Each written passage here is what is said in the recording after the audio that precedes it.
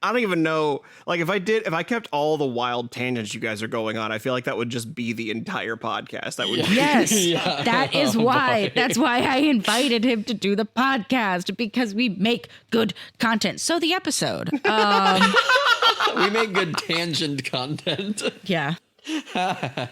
Okay, the episode. I'm ready. I'm in it.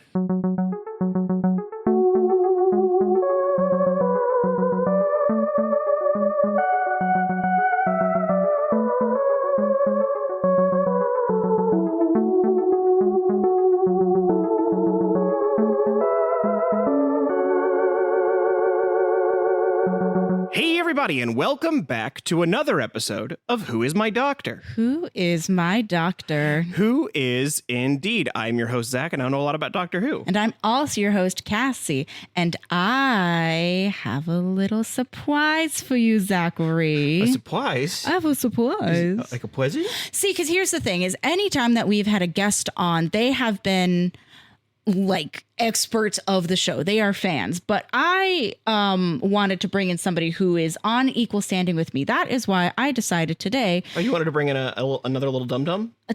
Hey, don't say that. That's rude.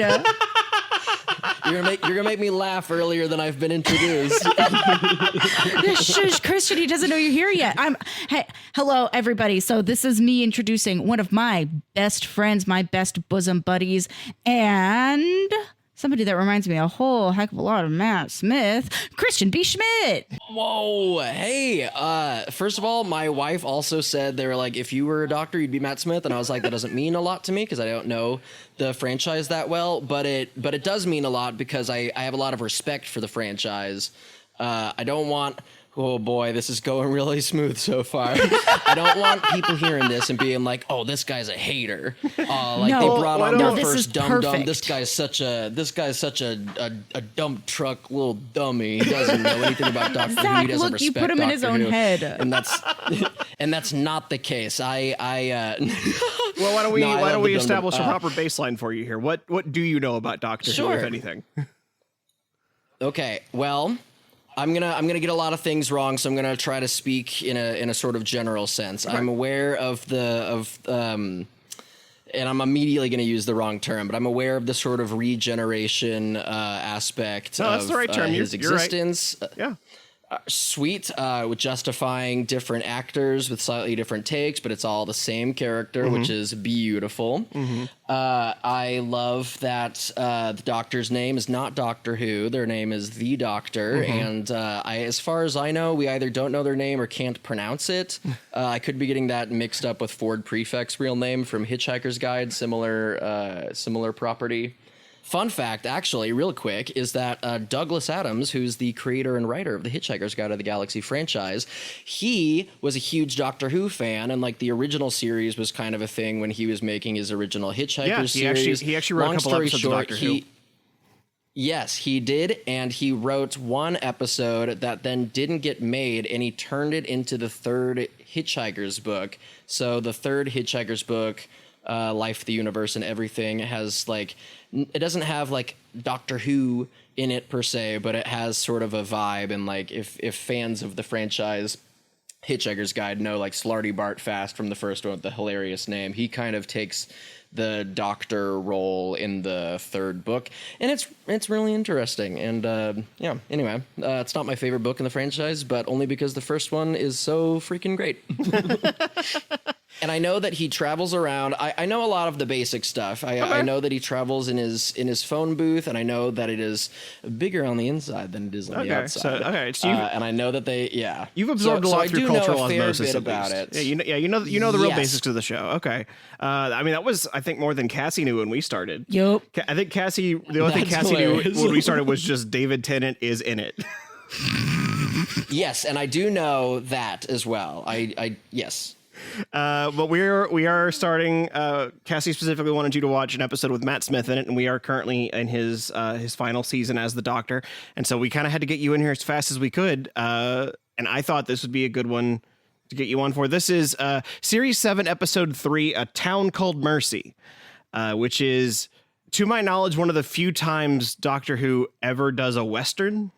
Ooh, I mean, as you folks know, and our listeners might not, but Cassie and I were in a Western comedy play. It was an original work written by Tahai Ray Miller and April Brewster, directed by Dane Kearns in January of 2019 at the Long Beach Playhouse, called Heroes of the West. And that show God, that was so much fun. 6.5 years ago. Just shut up. I've had the softest spot for Westerns ever since we all did that together. Yeah, so and that was why that was. I mean, obviously, I'm making an association because you were one of the featured actors in that play. So there's a part of it's like, oh, that would be fun for Christian. I'm like, I actually don't know if he cares at all about Westerns or if he just played a cowboy once. No, you're. I haven't seen a lot of them, but I love the aesthetic. I love how little they would like me or respect me if I existed back then. But there's something really fun about, and I've continued doing like cowboy characters. I'm on a sketch comedy team. A little plug. I'm on a sketch comedy team at the Pack Theater called Kickball, and I've done like 2 sketches as like this cowboy who's like basically the same guy, but he's not called the same thing, and it's also basically the same character. That was Hank when we did Heroes of the West in 2019. So I got like one cowboy guy that I can do really well. Got one cowboy in your back pocket. I mean, the good news he's is because we were poor, Christian said, "Hey, I'll buy my stuff." And me and the other costumer went, "Thank you." And like I've gotten a lot of use out of it. Excellent. Like truly, I was just in like a short recently, not like a big. I don't want people hearing this and thinking whatever. It was a really small, little, stupid little friend project. That was a lot of fun, and I was wearing the duster in that. So like that cowboy costume stays eating. It's getting its miles in. That's my for body. sure. Yeah. Yeah, it's getting its miles in. I love cowboy stuff. I love sci-fi stuff. This sounds like an absolute treat. I also want to say I've never seen a Matt Smith episode of Doctor Who before. I don't know if I've seen any full episode of Doctor Who. I've certainly seen a lot of clips on like Facebook and such for like the past half of my life, and which are great and a lot very informative. But I want to give Matt Smith a quick Morbius shout out, because that movie. I don't know what's your policy on like bad language on this podcast. No, you say whatever you fucking want to. That movie sucks balls, but Matt Smith is great in it. And that little scene when he's dancing by himself in his apartment, like he's so alive and so free. That's the only scene I've seen. That's all you need to see. It's the only scene you need to see from the movie. Like truly, it's like that scene happens way late in the movie, and as you're watching it, you're like, oh man, I wish I was following this guy the whole time. So shout out Matt Smith, you rock in Morbius, and I hope that I see you in like a lot more like he's such a talented actor, and they keep giving him, until Game of Thrones came along with its spinoff, they really didn't give him good stuff to like. It was like Doctor Who, that's true, the dregs, and now it's Game of Thrones. Yeah, that is true that he did just get Game of Thrones. That's good.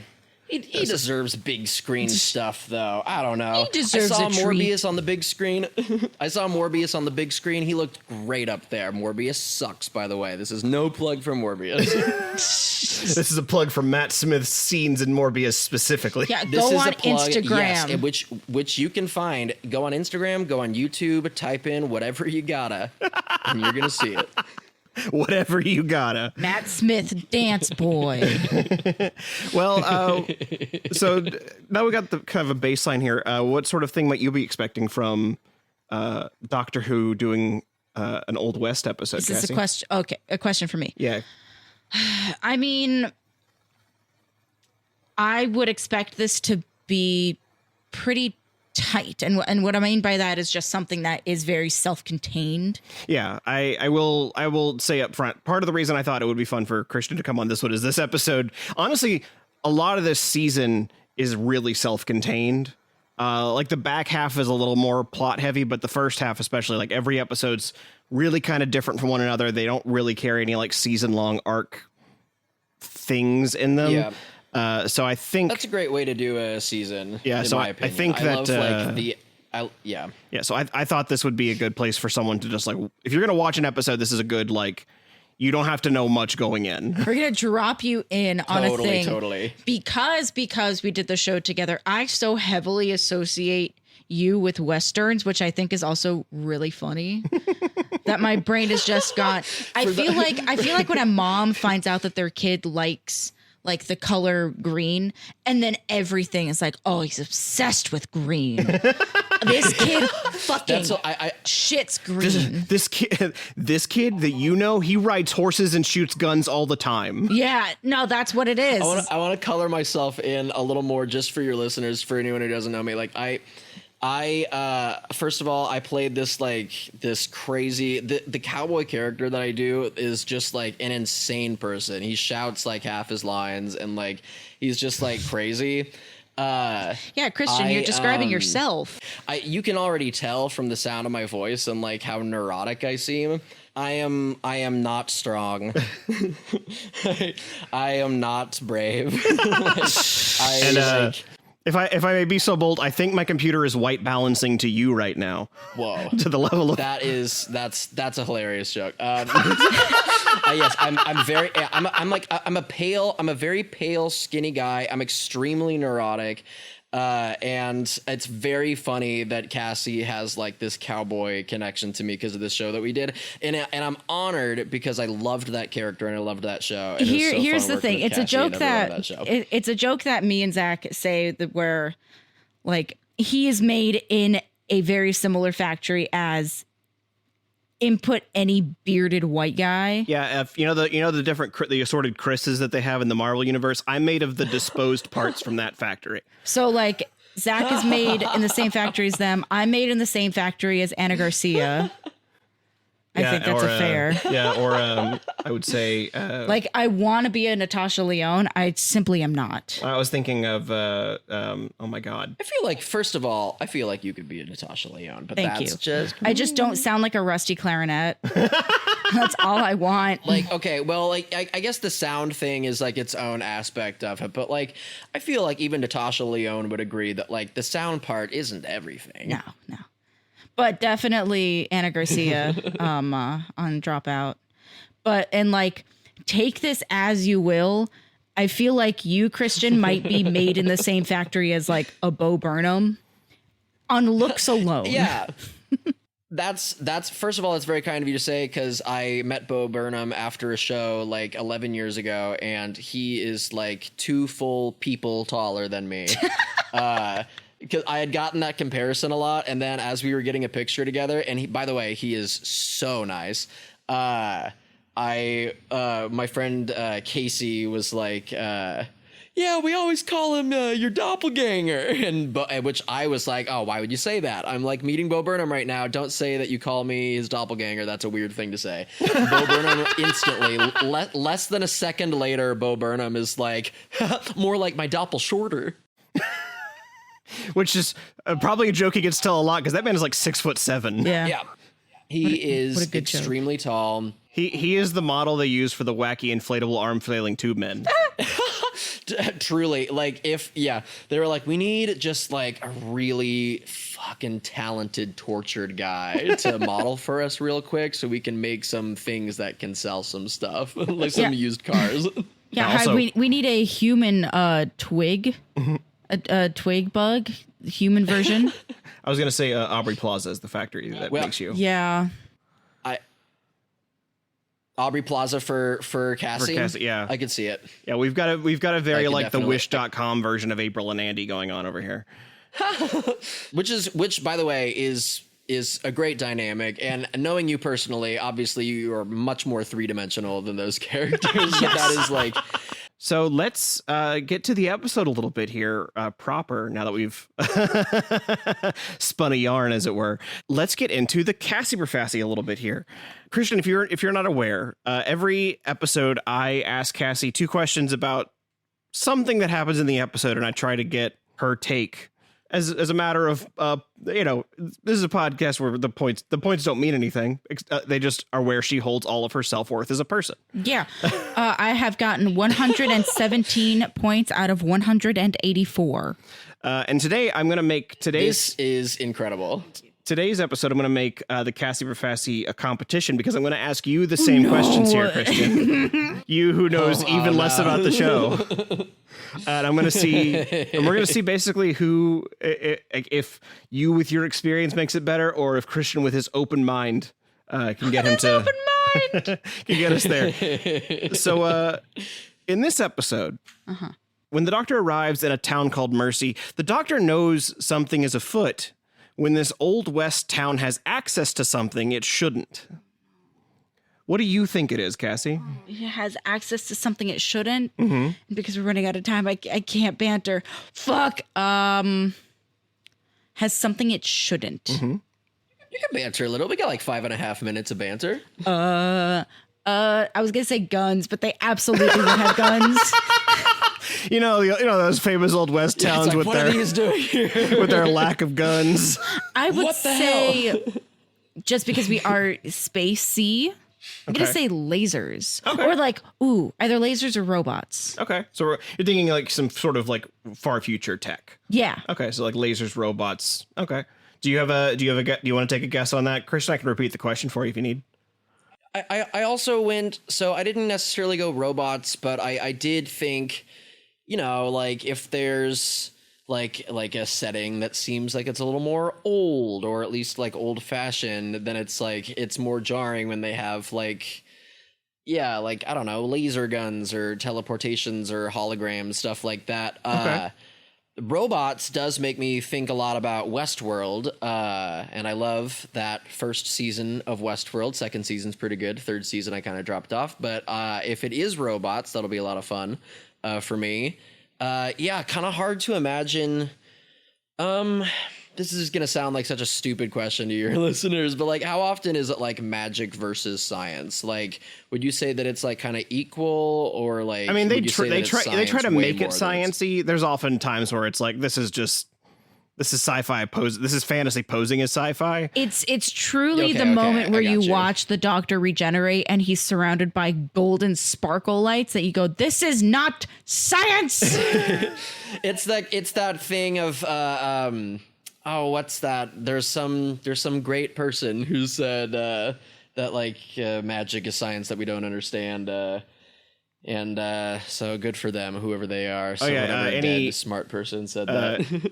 Any science, it's like something that's like any technology of advanced enough intelligence is indistinguishable from magic. Right. Wow, big brain over That here. is a fun. I've always loved that, and that's why I was like, I mean, I do like that, like the MCU has like real magic and stuff going on too, but like in that first phase of the MCU from like 2008 to like 2012, I loved they were like, like the Asgardians are actually just super advanced aliens, and like all the stuff that they do is just the result a lot of this science, advanced science technology, fantasy and, like, rather than like straight up. yeah, and they're like, and we're not going to explain like almost any of it, but we're going to say that it's science instead of just magic. accept And then it. like I'm sitting, I'm watching it from the audience in high school being like, hell yeah, brother. So I guess it could be something kind of magic-y posing as science. Gosh, it's hard. Maybe like they have an animal that they're not supposed to. Like maybe they have like a Bigfoot. Okay, so we've got like we were sort of saying like some sort of future tech, and you think there's a straight up alien, like an alien animal like of some kind. maybe they have like a Bigfoot or a Loch Ness monster. Like they have like a cryptid. Okay. I don't know if that's a real guess, but I'm just trying to make a little interesting I mean, content. Don't to get mad like, at me, because everyone. you saying that is getting my wheels running of like, what if they're like cattle is some kind of like far off alien? It's like, oh, that should not be Space cow. Yeah. like in Futurama how it's bugs. It could be like a black hole or a wormhole, maybe like in the ground somewhere, and like in the middle of the mayor's town, keeping just it- that's the collapse of the yeah, universe. but the mayor's keeping it real secret. It's this whole thing stinks all the way up to the mayor's office, and the mayor's like, "Well, now that you know about our black hole in the ground, Doctor, I'm afraid that this is the end for you." I gotta push you in the hole.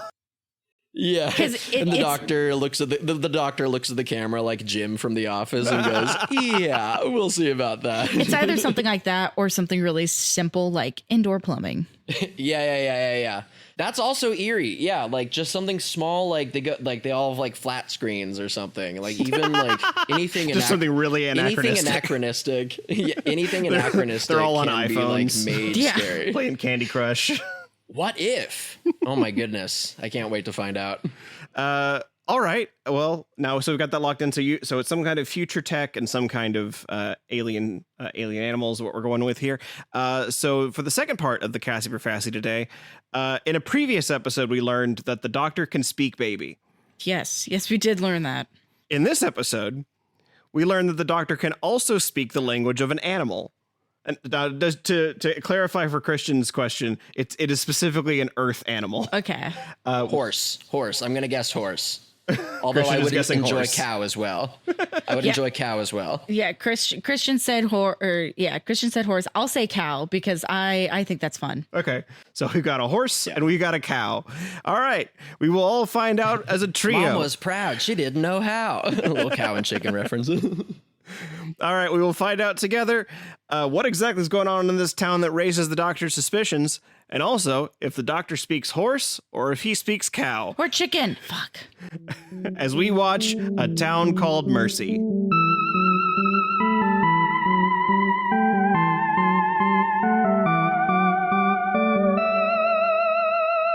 Today's episode of Who Is My Doctor is brought to you by the Man Cow, the most powerful cow in the galaxy. You know him by his classic catchphrase. Moo!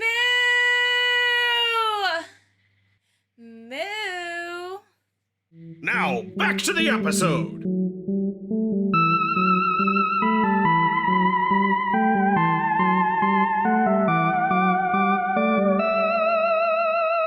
And we are back from A Town Called Mercy. Can I just say that anything that takes place in a Wild West town, I don't know if it's just because of my exposure to it growing up, because I was very into I was very into ghost Very towns. into gold?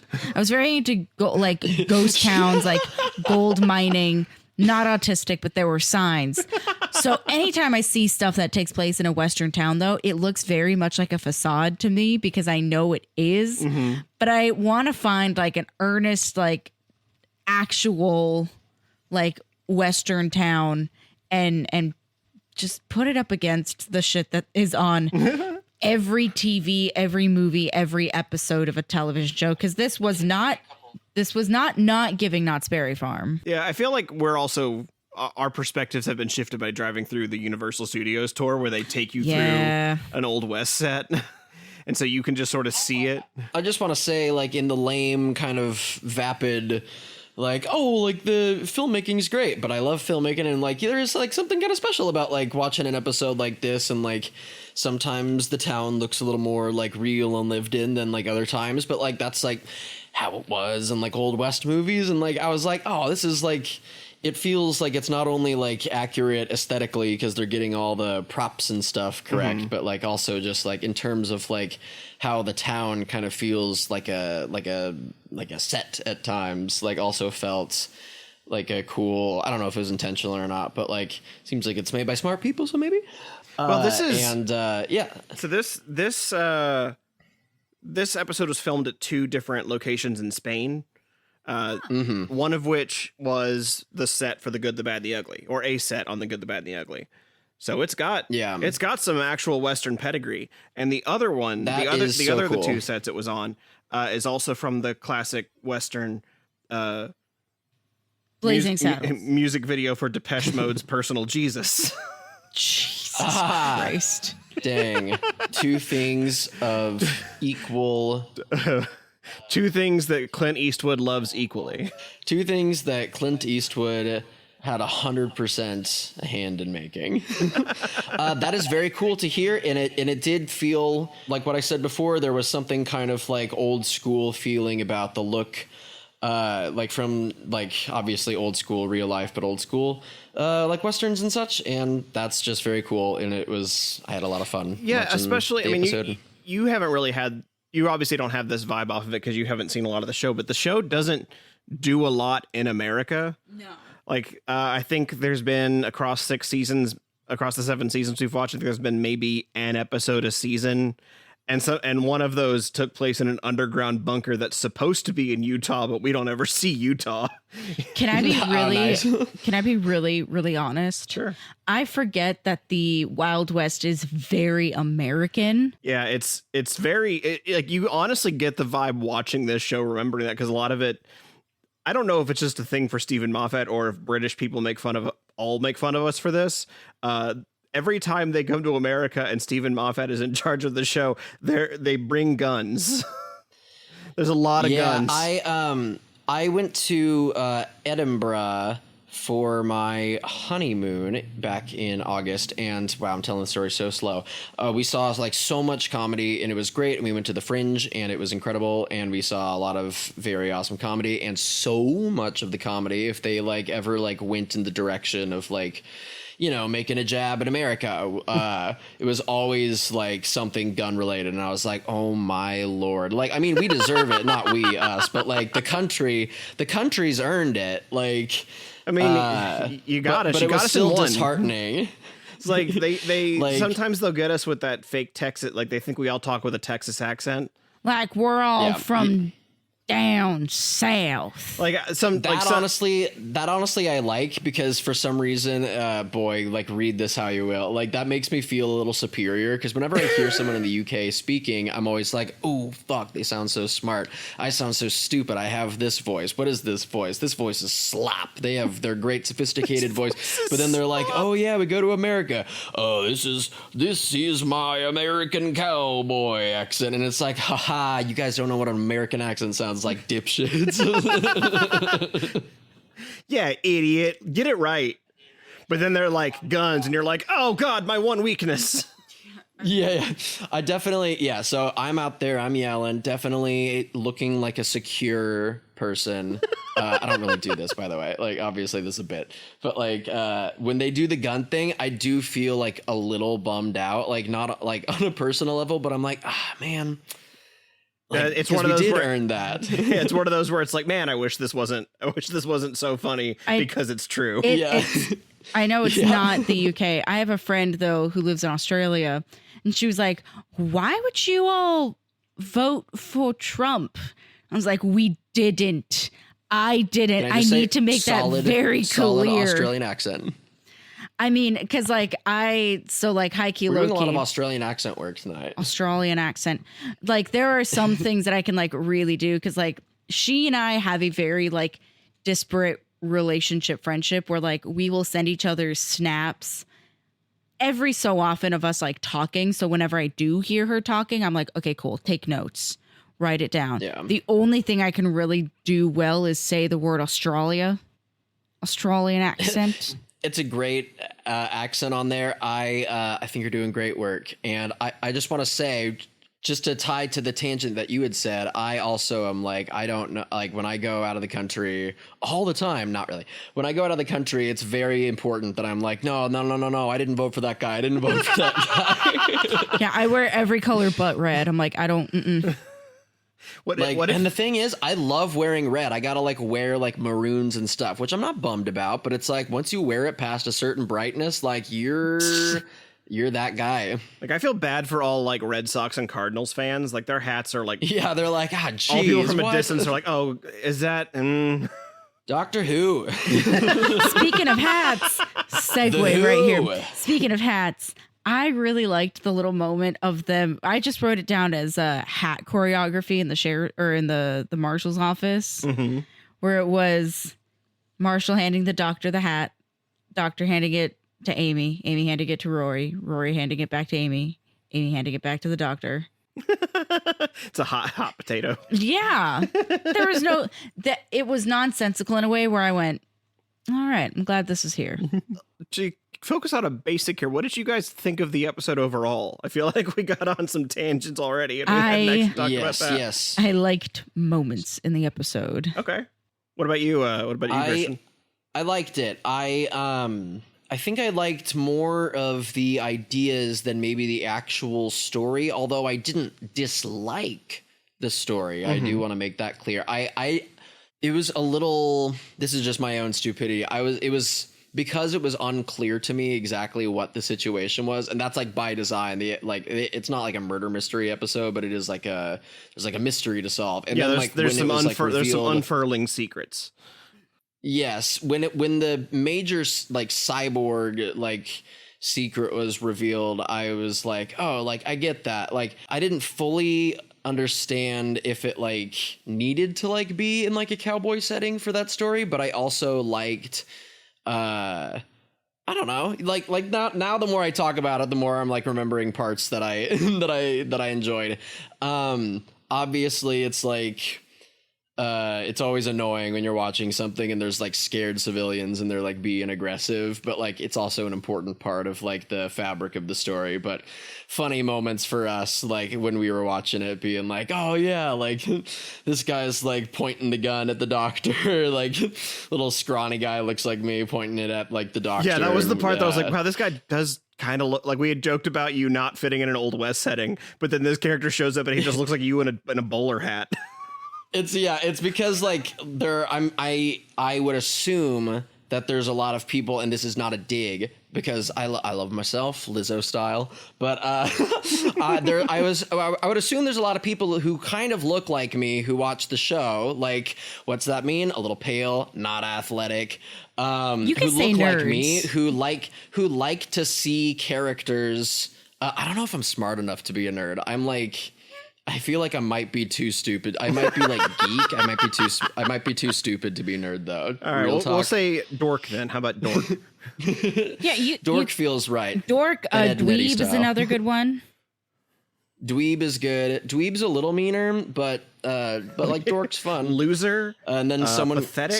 tries to sound smart, being like, you know that dork means whale penis, and it's like, man, we got a pervert in the house every time someone says that. A whale pervert over here. What did you mean by you liked moments, Cassie? Like there were because I'm such a fan of the aesthetics of like Wild West. Mm-hmm. And I don't know if it's just because of my like underexposure to actual like Western, especially like in film, because I really like the West from a historical standpoint. But truly, like the Wild West and like gold mine era, like that portion of history is just so interesting to me. Mm-hmm. And so you have the media taste of a boomer going through a midlife crisis. Oh, and World War II, love it. I'm just an old white World dad. War II in the Old West. I'm a white dad. We've been through this. You're listening to the Doobie Brothers, listening to your Steely Dan.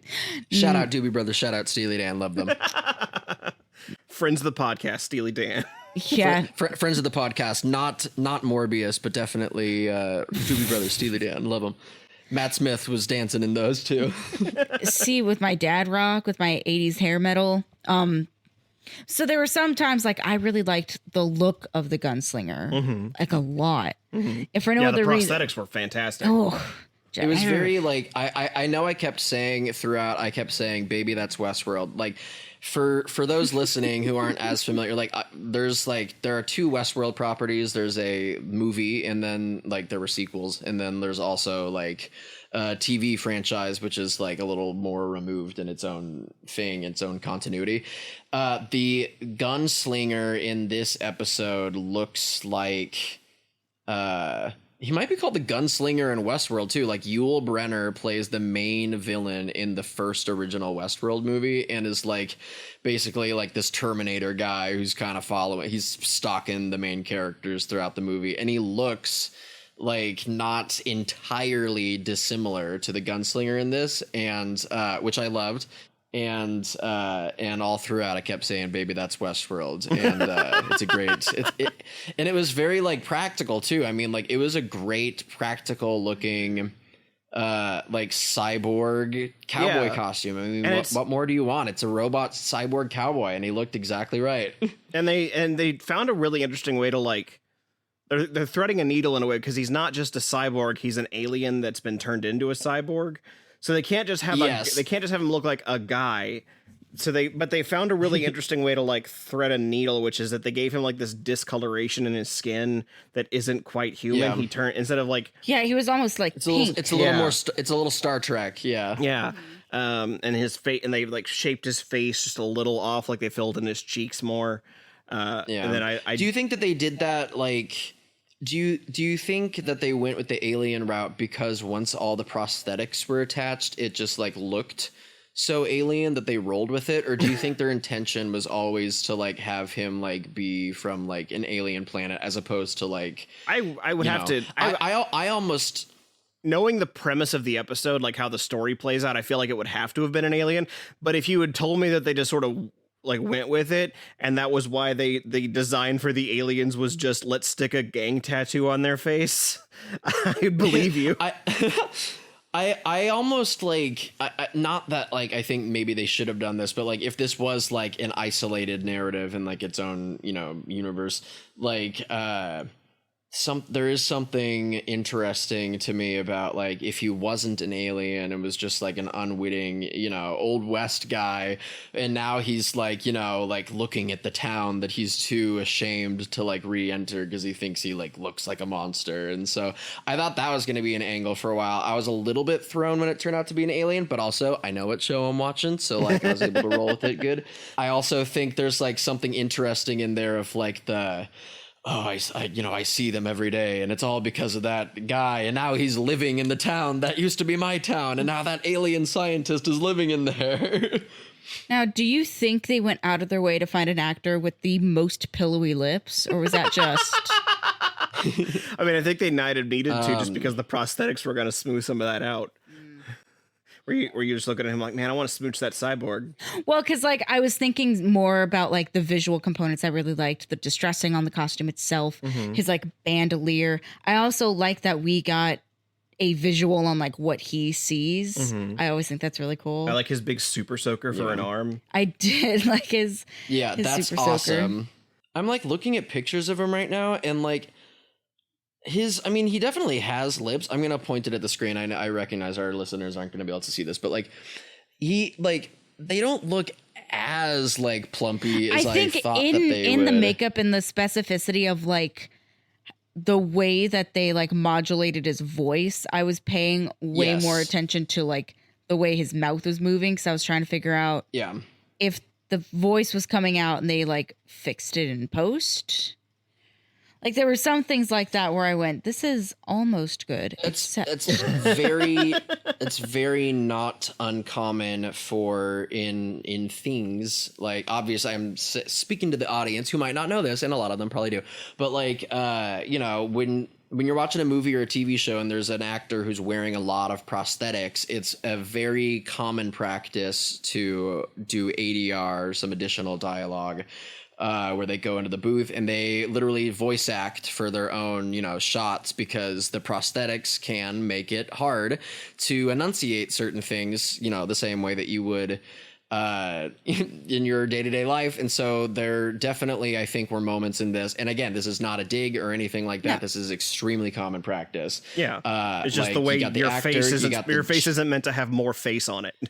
Right, exactly. You got an actor with a second face on his face, gigantic lips, and this super soaker arm. Some of the lines are going to be like ADR'd in for clarity. The world's heaviest monocle. I could definitely see them having to do a lot of ADR, not even because of the prosthetic, but because they're having to put that effect over his voice every time. So I could definitely see that they probably had to do a lot of ADR for that character. So much of the episode centers around just like how cool the gunslinger is. Yeah, the implication too at the end of the episode is that he's like still out there. He protects Mercy patrolling. all these years later, because he was built for destruction, and says that he's going to go and self-destruct. But they go, whoa, what if you protect a peace now? It's like, I have no place during peace, and the doctor's like, except to protect it. Now the question is, do you think the American government has discovered and seized that technology? Well, here's the thing. He's apparently a U.S. Marshal. Do you think the U.S. government sends him a check in the mail every month for doing the U.S. Marshal Service. Whoa. Yeah, wait a second. Okay, so if he's still alive, like, he doesn't have to eat, you know, he's got a robot stomach or nothing. Like, he doesn't have to eat, he doesn't have to sleep, he can just, like, exist. Like, yeah, like, does he, if he got paid, which I'm thinking probably he doesn't, like, but, like, if he got paid, what would he even, like, do with it? Like, He just buys gibbets for his different, for the holes in his gun. He buys like fridge magnets to put on it. Yeah. do you think that when movies and stuff were developed, like, because obviously, you know, time passes and technology grows, do you think that he was like, oh, I kind of want to walk into the town and see like a Fast and Furious? One for Tokyo Drift, please. Yeah, he's like, he's got a disguise or something that he puts on so that the U.S. government doesn't find A disguise. and seize him. As if his voice wouldn't immediately give him away. He's got like sunglasses on, but you can still see the blaring blue light through one of the lenses. You sound like you're talking through like a little monster toy right now, like one of those little voice changer monster settings. Hello, I am a regular human.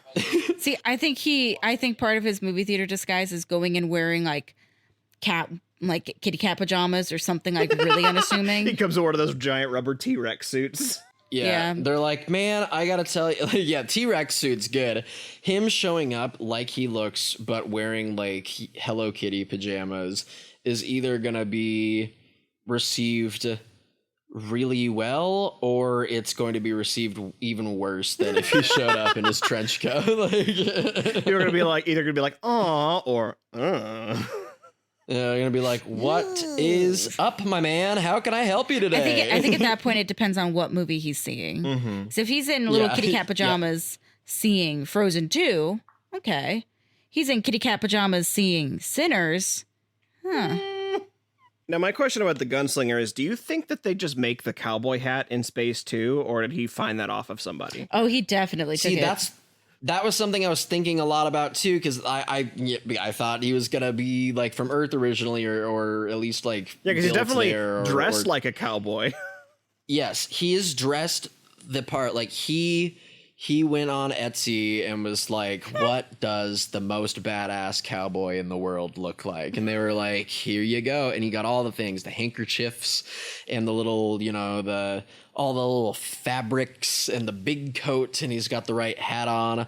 Like, he is so pissed off and like wants to kill his essentially like kidnapper and like creator in like a fucked up sense, like in the cyborg sense, but at the same time is not above having a little fun with it with like the local culture. Like, I'll say it, Gunslinger was pretty cunty. Yeah, like he's not so pissed that he's like, because like if I was like, I mean, listen, like no one could pick, like this is a sci-fi insane scenario, like, and but like if I'm super mad at my creator and I'm like, I can't go home and he fucked my life and I really want to kill him, and I'm like stalking around in the desert, like I don't know if my priority is like being like, but I gotta like look the part, like hell. I like I'm looking around this town and I gotta say I am liking the cut of their jib. He was just on his way, and then some like guy in a wagon was like, wait, you can't go killing your father looking like that. You got to put some spurs on those boots. You got to put on some platforms, baby. They already know that he's some weird like sci-fi thing, like that can like come in and out of the air. And, you know, he's got his glowing eye and he's got a super soaker arm. Like, they know that he's sci-fi, but he's like, I better put on my disguise. They'll never catch me. I got to put on my disguise, even though I'm not going to, like, act like a cowboy at all after this. One of his arms is twice as long as the other. They'll never catch me. He's playing the brooding gunslinger part, but he, like, isn't trying to. Like, he's just, like, pissed off at the scientist. That's just him. But, like...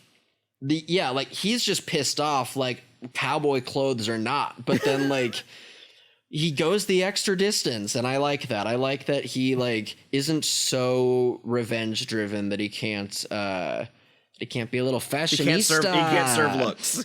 He still has time. what did you guys think of some of the other characters here? Like we had I think Collar Jex is the other most prominent guest character. Nazi. Yes, that's the character that I kept saying as like the scientist the whole time. You are right. Collar Jex. Yeah, Jex definitely has some like Nazi. Like Arnim Zola in the first Captain America movie. Yes. Like those vibes. Yes, very much. Very Toby Jones. It is Toby Jones. Yes. He kind of, yeah. And they put the dark mark on his face so you knew he was a bad guy before he said anything. Yeah. I liked his little fake out. I loved his little fake out of like sleeping in his cell. And the doctor's like, well, if anybody, they're like, this is exactly the place I would want to be, isn't it? As he turns around and that's like classic. That to me, I mean, maybe it's like just in Blazing Saddles, like because I can only think of Blazing Saddles right now. But I'm like, oh, that's classic cowboy. But like, maybe, hey, reach out in the comments. Is the only other Western movie to do the sleeping guy pretending to sleep in the jail cell? Is the only movie to do that Blazing Saddles? I highly doubt it. But sound off in the comments. I can't remember which one, but I think one of the Dollars trilogy with Clint Eastwood. I think he does it in one of those movies too.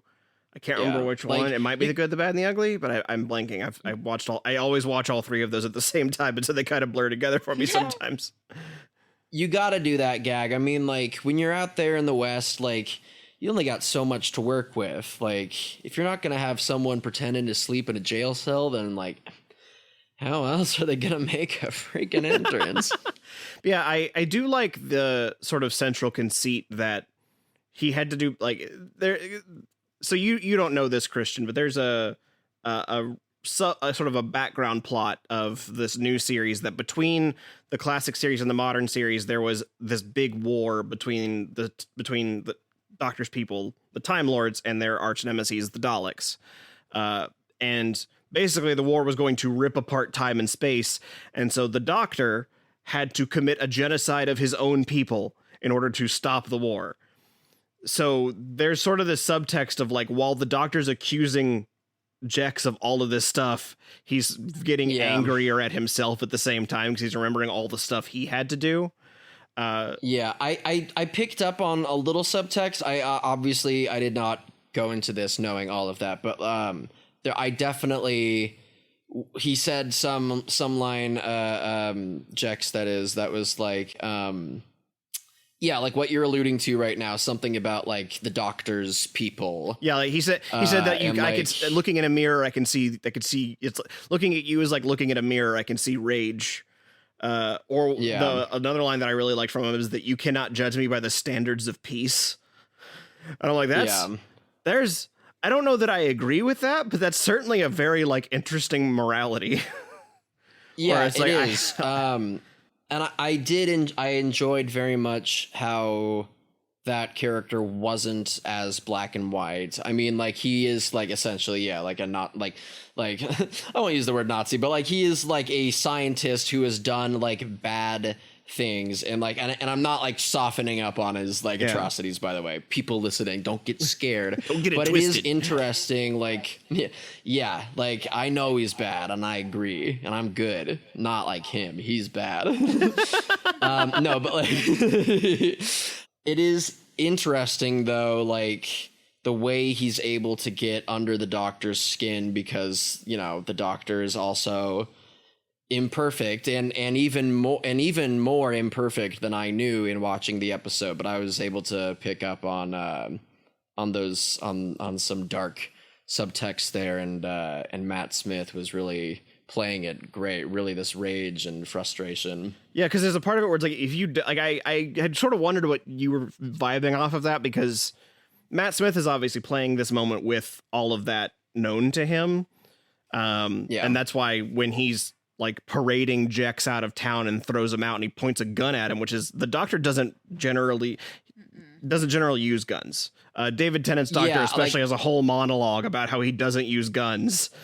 I have opinions on that, but I definitely, as I was watching it, was like, oh, like I know that this is not normal behavior for the Doctor, and it also helps Amy Pond, like, you know, says something about how he like went out and got stupid since they last saw each other or something to that effect.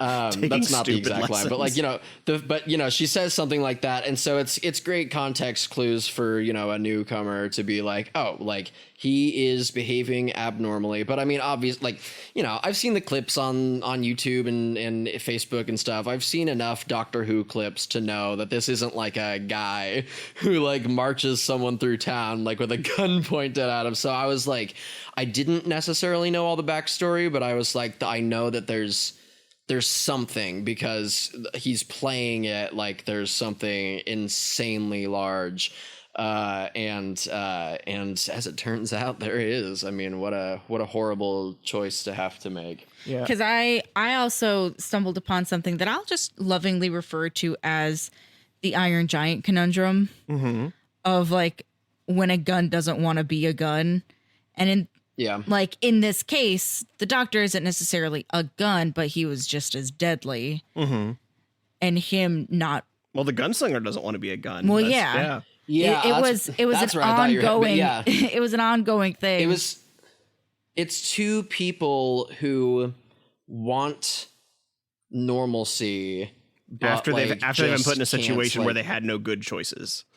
Yes, where they had no good choices. And unfortunately, it's a situation where one person has really wronged the other one. And so that, like, if it was something where it was like, yeah, we were both in the shit and I got like a little grudge, but like that can be like passed over. But like, if it's the person who like turned you into like a monster, that is like, that's so difficult to reconcile. You both just want to like have houses and just like be part of the community. We can't sit down and like, have tea over you cutting my arm off and replacing it with a super yeah, exactly. soaker. Like at a certain point, like, and I forgive me, I either missed this or I'm forgetting it right now.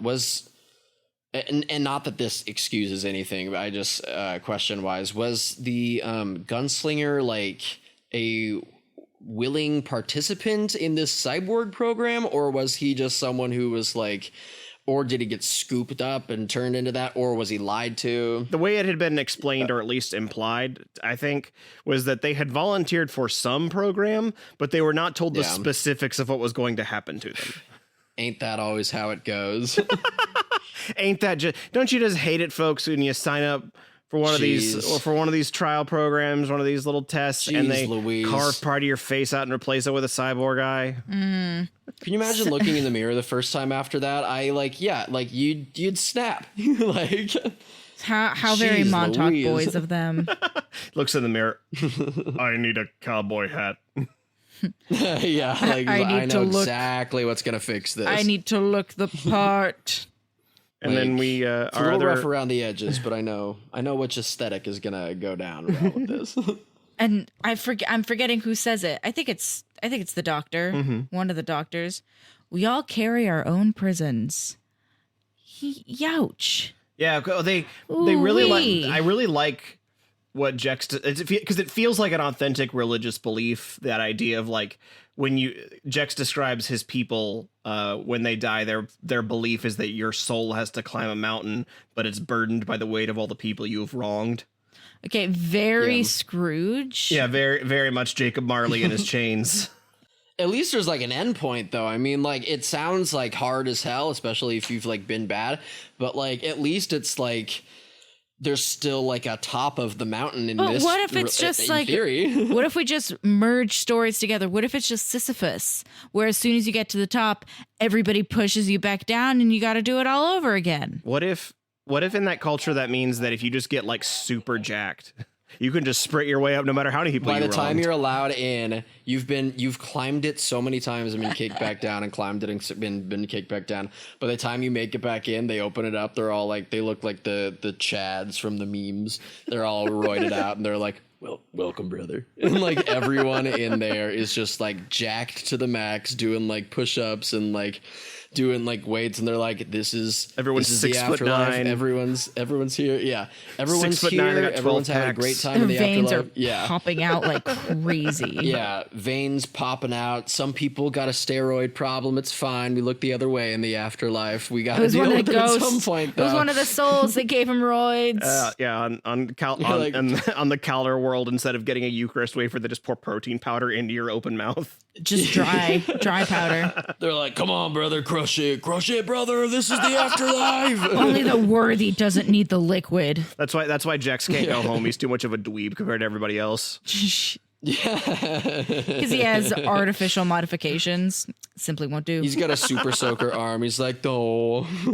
Our other prominent guest character for this episode was the Marshal Isaac. Yes, you Marshall Isaac. mean Christian Bale? Yes. Okay, there was a moment when we were watching it where I like briefly was like, is that Christian Bale? Because like there was a shot in like one of his like earlier indoor scenes, like one of the shots kind of a little bit looked like it could be, you know, Christian Bale can like weight fluctuate like crazy for roles. I was like, it could be him. I kind of see it in the face, and like I could never judge it by the body because like Christian Bale could be anyone. Christian Bale could be anyone. Christian Bale could be anyone. I'm scared every day. I'm scared every day. I'm gonna be like, wait a second, and I'm gonna like I'm gonna like look at my name, Christian B. Schmidt, and I'm gonna like see that there's a little bit of like paper curl up around like the B, and I'm gonna like be like, what is that? I'm gonna like pick at the paper and peel it, and like the dot of the B and then Schmidt are gonna like lift up as I peel this paper up, and it's gonna say Christian B. Christian Bale, and I'm gonna be like, no, I'm gonna run to the mirror, and I'm gonna run to the mirror, and I'm gonna realize that I am Christian Bale, who is caught in a character that he was trying to find, and then got lost in it for countless years. That would be. Is this a recurring nightmare you have? This is something I just made up, but for the purposes of this pod, yeah, I dream of this every single night, and sometimes I like it. I do find it. I would find it very amusing if Christian Bale did finally sign up to work on a British TV show and he still can't use his Welsh accent. They still make him do his American one. He's Welsh? Yeah, he's Welsh. He just does a very good American accent, and so he doesn't get to do it a whole lot. Okay, here's the thing though. Here's the kicker. So Howl's Moving Castle is written, I think it takes place in Wales. Why do they not let him use his accent in that?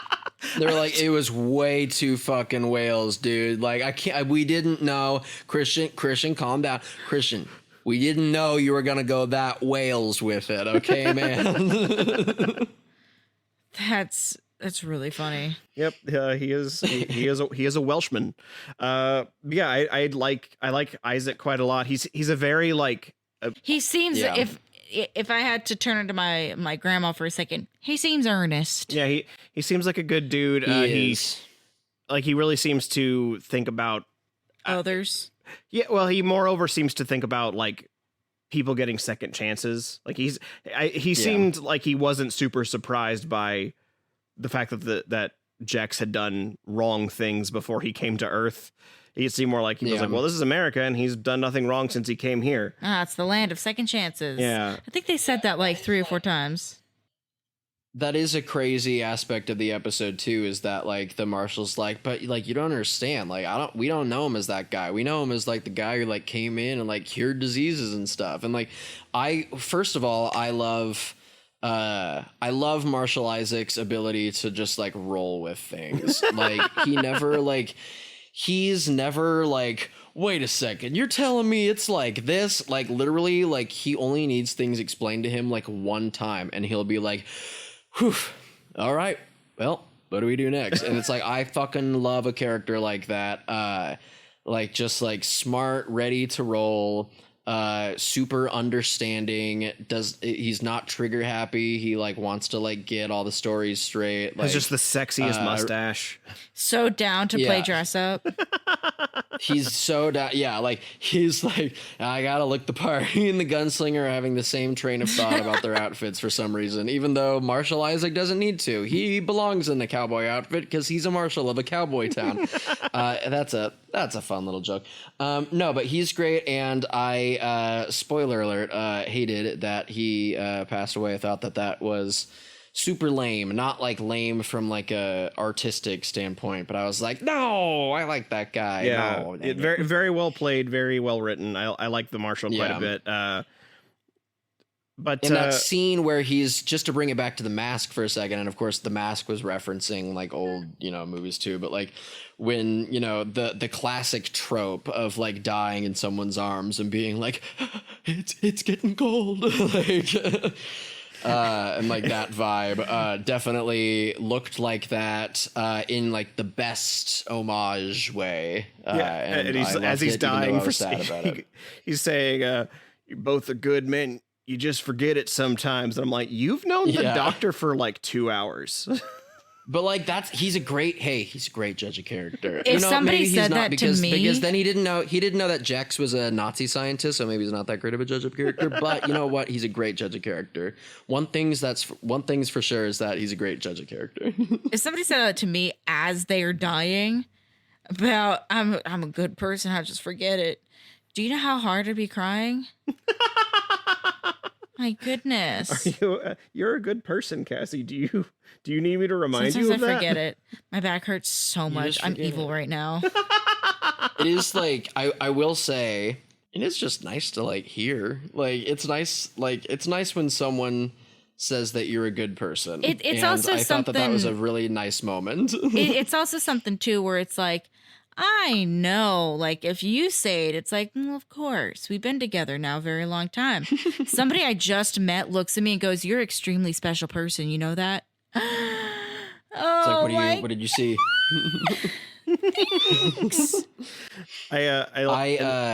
Yes, I agree. Just want to agree. And then, and as he's dying, he like gives the Doctor his like little 6-pointed star, and he goes, "You're Jewish now." I did have a little bit of an issue of the Doctor immediately putting it on, but I was like, nah, it's just because I called it happening. It's like, listen, pasty white guys like us, we love to play cowboy. Like Matt Smith was probably so fucking stoked when he put that star on. And again, like not hating, like I thought it was a little cheesy, and at the same time I was like, yeah, you rock that star, man. Rep the scrawny white sheriff. It's like, hey, if the cyborg can fit in, so can you, brother. I did like that when he became the Marshal, he got this like cool black leather coat. Yes, that was great. Or sorry, not leather, velvet. It's like a black velvet coat. So he's also got. He went to the same store the gunslinger did and got his own little outfit. Yeah. Wait. Okay. We've already covered the gunslinger enough, but yeah, like I guess he took his clothes from like victims of his. Like, how else does he have all the right stuff? And it all matches, like in its own like weird, fucked up. So like, he killed one really big guy and then was like, perfect. Or he killed like a band. Like there was just like all the right stuff. There was like a band coming through for a concert. He's like, give me your clothes, your boots, and your carriage. Like a thick, juicy band. Yeah. He's like, like he could have Terminated when he first got there. He's like, your clothes, give me your clothes, give me your motorcycle. Oh my God. He robbed Kiss's tour bus. I didn't really talk about it yet, but I need to hand out some Cassie for Fassy points today. Yeah. Because Christian, you were correct. The doctor does speak horse. Yeah, her name is Susan. Yeah, my goodness. Because the owner thinks his name is Joshua. And the doctor goes, "No, his name is Susan, and he wants you to respect his life choices." Which raises one or two questions. Is the horse still he, him, but chooses to go by Susan, or is the doctor misgendering that horse? I think that we are the best people to speak on that question. Thank you for posing it. We brought resident horse gender expert Christian B. Schmidt here. Like, okay, yeah. So transgender horses. Let's get into it. Where do they come from? Where do they go? Where do they come from? Cotton Eye Joe. I don't know why I went into that. See, it was important they established that before he used him as transport. Yes, All right. transport. You know what? Do we ever hear the horse spoken to in a like when the doctor says their name is Susan and they want you to respect their life choices? Are they using like they pronouns or are they the using doctor still like, says it he pronouns? in that sentence? I think it's just I think it's just the horse prefers the name Susan. That could be. I think that has to be right because I think it would be impossible to find out that the doctor is like a transphobe. So, do you think there was someone named Susan in the town and the horse was like, "Ooh, name"? Or do you think the horse came up? Or do you think that the horse thinks that it came up with the name Susan? Like just roaming through the store, like, Yeah, so like, many names. Name. It must have heard it, or the horse really was just sitting around and was like, I need a new name. Don't like my name that much. Boobin, Goosen, Susan. Ooh, that's fun. I like that. I just made that up. And then the other question I had today was, what tips the doctor off that something's going on in this town? You had said some kind of. I said robot future tech. You said robot future tech. Christian, I think it's pretty clear that it was not any kind of alien creature. No, there was no alien creature. There was no black hole. It was completely alien tech. Cassie gets all the points. Well, that's the thing and you know what? It wasn't technically alien tech. He used his thing as a generator to make I said lights. future tech. But you did say future tech, and technically 10 years later is the future. Future tech. You're going to tell me that the gunslinger isn't future tech? Well, that wasn't what tipped the doctor off. What tipped the doctor off was the lights. Hey. But you know what? I did say. Because you said future tech, and 10 years later is technically the future. You do still get the point. That's right, you bitch. And then the little game I play with myself now, starting with this season, is me guessing ahead of time what's Cassie's favorite moment of the episode. Do you want to share with the class what your favorite moment is, or should I tell you my guess and you confirm or deny? I think that my favorite moment might actually surprise you. Okay. The real explosion? Honestly, that doesn't surprise me too much. I don't know if that was real. I'm not 100%. I'm not 100% either. Was that real? I think it was just because there was a lot of like little bits and baubles that fell from the sky afterward. So when the egg ship became a fried egg ship, that explosion was real. When you're like seeing it in the horizon and the smoke is popping, that's fake. But the actual Okay. That's where I got messed up because wow, I'm so glad you vocalized that because that was exactly what was tripping me up. Was that the explosion looked real, and then there was one shot later where I could see some smoke, and I was like, that smoke doesn't look that real to me. But like, obviously, yeah, this makes a lot of sense. Yeah, for me, one of the telltale signs of an explosion being real is if there's a very sudden jump cut right before the explosion starts, because that means that they all had to go, everybody, back away, and boom. Yeah. Mm-hmm. So for me, it's a toss up between the actually very real explosion or the hat choreography in the marshal's office. Right. Well, I don't get the point for this thing because I really thought you were going to be a big fan of the horse's name is Susan and he wants you to respect his life choices. No, I didn't clock that. So which if I had been smarter kind of about talking it. during that part, so that's I will say that you could have gotten that right if I hadn't been talking over that part. Zach also did go over it. Well, I realized in hindsight that part of the problem with that is that it was tied to a Cassie Profassi point, and so as soon as Cassie didn't get that point, she was immediately disappointed by the moment. Yeah. There was no hope for me in that unless she just really thought that line was so funny it overcame her sadness. Yeah, you didn't go with real explosion for me. I don't know why I didn't. I love practical effects, dude. I really, for some reason, thought you would just really laugh at a horse named Susan. No, because we know an actual real life human being named Susan. I love that you said that like it was a huge deal. You're like, no, like you need to understand something right now before we say one more thing. The fantasy sci-fi name Susan. We know a real person with that name. I know a Susan. Yeah, or it makes me think of the Noise Boys and that shit is not funny. You know. Well, and then we already said that. my last note is literally just Westworld is the Marshal now, which I think is really funny. Yeah, at the very end, as the Doctor's like walking his way into the TARDIS, which that's the only bummer is Christian didn't get to see the TARDIS. Saw a little bit of it. Yeah, but that would have been nice if he could have seen that for his first episode. But as he's walking back into the TARDIS, I heard you audibly go, "So who's the Marshal now?" And I just went, and then it cuts to yes, I was wondering aloud. I was like, we both of us were like, I guess this is a town without a Marshal. And then it does a slow montage of this little girl, and then you're like, "Oh, the little girl! No, the person talking is the little girl's granddaughter." And then it's like, oh, time passes. Oh, those generations. And then you see the gunslinger, and it's doing like a slow motion pan around the Marshal badge that he is now wearing. Had we heard her narration before that part of the episode, or was that the first and last time we heard? We heard it, so it bookends the episode. It's at the very beginning and to the very end. I thought that was the case. I just didn't want to be misremembering. Yeah. That's very True Grit. Yeah, which I love. Yeah, I really enjoyed that quite a bit too. But I'm glad you both had some good times here. I'm glad you got to see some Matt Smith because apparently your wife also seems to think that you're a lot like him. Yes, my wife, her favorite doctor is the Matt Smith doctor, and then today she told me I asked her very vainly. Sorry, listeners, I know I've been very annoying.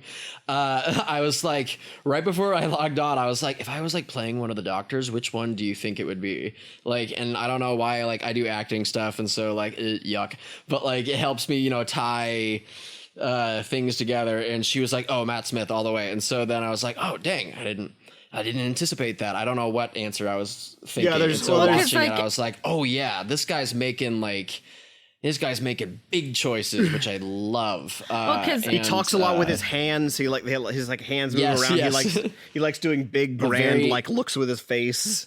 Yes, big facial expressions, big hands. I loved it, and he's a great doctor, and he killed it. And I love having seen him in something that wasn't Morbius, because that movie sucks. Just to reiterate for our listeners, Morbius, bad movie. Matt Smith does some fun dancing in it in one scene though. Well, because I also grossly misremembered, because I remembered you being a Hitchhikers fan, but I could have I would have given money to somebody if they said, or if there was a bet placed that you were also a Doctor Who fan.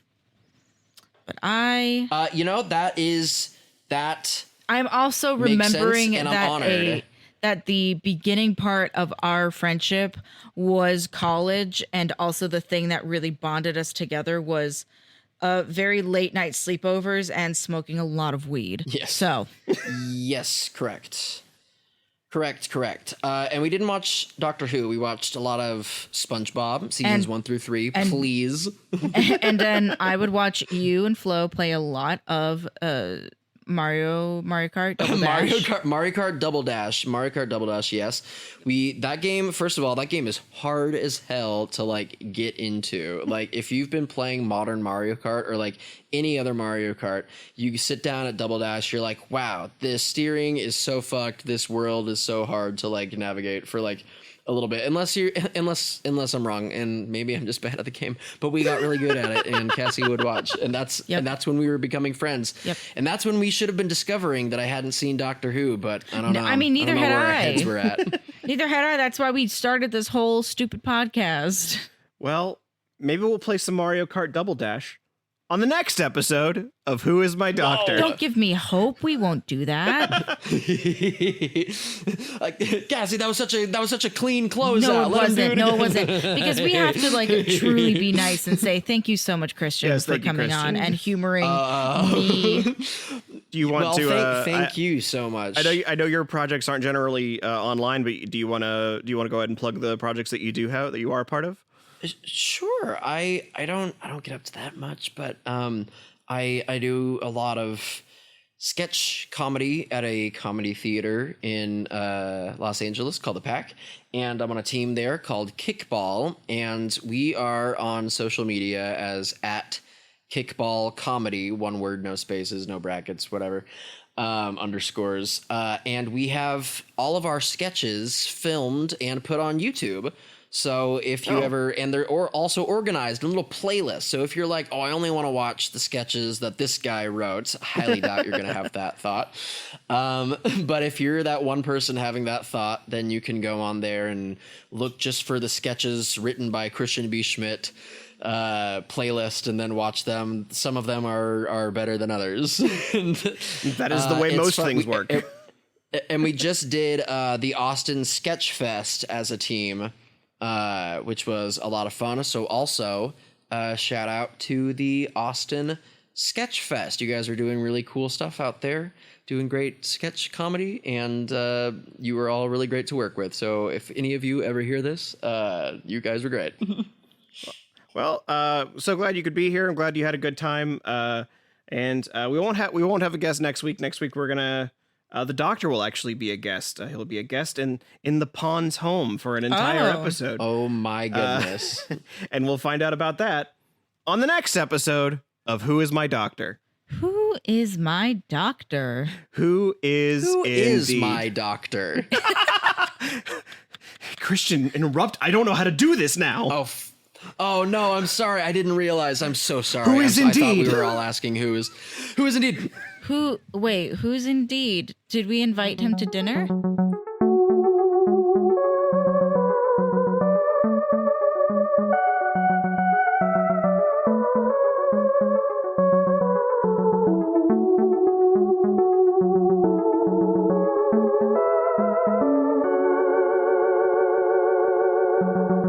Hello, all my whim dudes.